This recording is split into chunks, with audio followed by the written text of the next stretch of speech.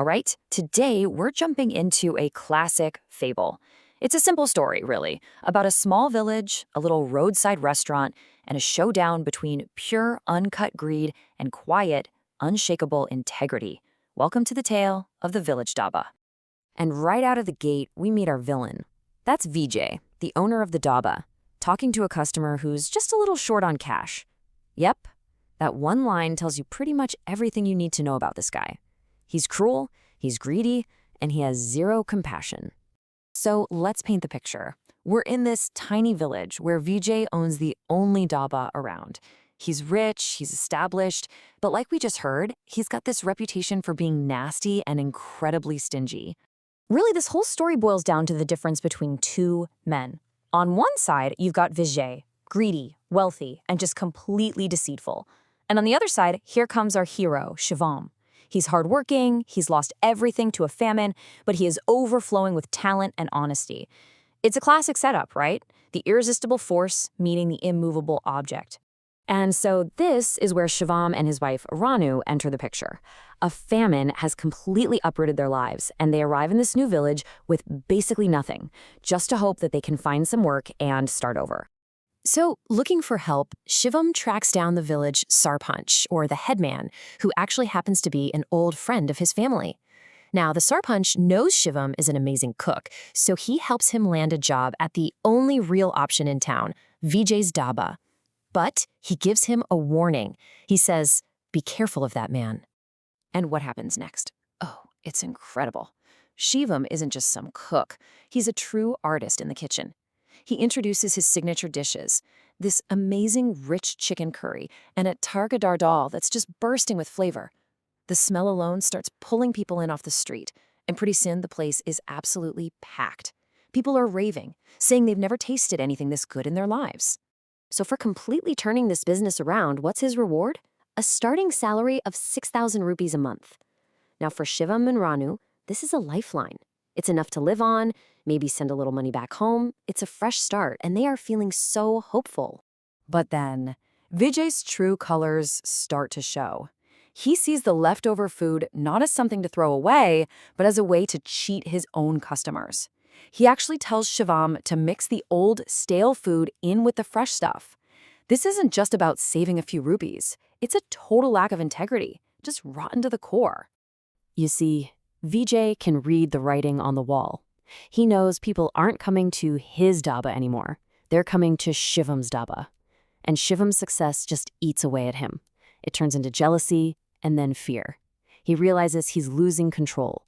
And that's when he cooks up a truly devious plan. And this is his twisted logic right here.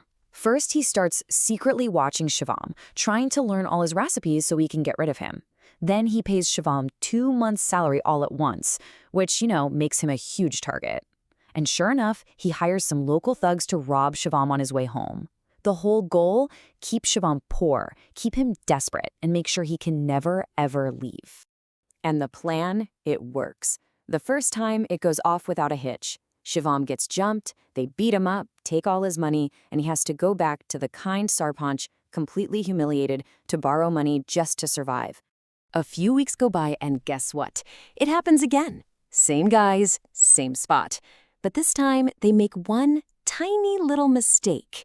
They call him by his name, Shivam. And that's the trigger. How would some random robbers know his name? And how would they know the exact day he was carrying all his money? Suddenly, all signs start pointing straight back to Vijay. And that's the turning point. Shivam and his wife Ranu realize this isn't just bad luck. This is a setup. They've been played. And they decide right then and there, they are done being victims. They have to find a way to bring the truth to light. But that's the big question, isn't it? I mean, how do you do that? It's the word of a poor, displaced cook against the richest guy in town. They have absolutely no proof. So how in the world can they expose a powerful man like Vijay? The answer, it turns out, comes from Ranu. We learn she's not just supportive, she's educated and incredibly sharp. And she comes up with this plan that is just brilliant in its simplicity. The next time Shivam gets paid, they're going to coat every single banknote with a special deep red ink, the kind that's almost impossible to wash off your hands. So the trap is laid. Shivam gets his salary, and just like clockwork, the thieves show up. This time, he hands over the money without a fight, but instead of going home defeated, he walks straight to Vijay's house to tell him he's been robbed again, setting the final piece of the puzzle into place. The next morning, Vijay, dressed dripping with arrogance, walks right into the trap. He calls for a village panchayat, a public council meeting, and in front of the entire village, he points his finger at Shivam and accuses him of being a liar and a thief, saying he faked the whole thing. And that is the moment. After listening to all these accusations, Shivam just calmly says he knows who the real thief is. He points straight at Vijay and says, "The thief is Vijay. Sarpanchji, look at Vijay's hands. His hands are red." And in that one moment, everything changes. The whole village looks and they see it. The red ink all over Vijay's hands. Undeniable proof. The lie is exposed and the fallout is immediate, leading us right to the story's final and maybe most important lesson. The village council is, well, they're furious. Their judgment is swift and it is severe. Vijay's Dhaba is to be shut down for good. He's going to lose everything as punishment for what he did. But here, in his moment of total victory, when he has every right to see his enemy crushed, Shivam does something that no one expects. He speaks up.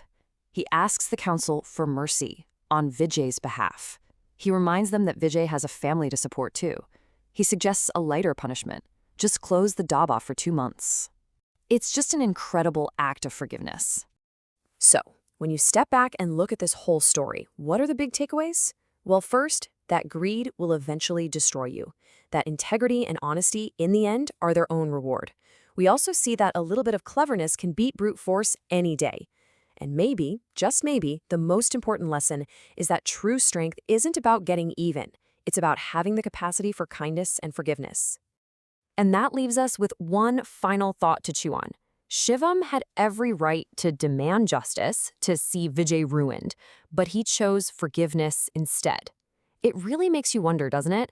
Of those two things, justice and forgiveness, which one is the greater strength?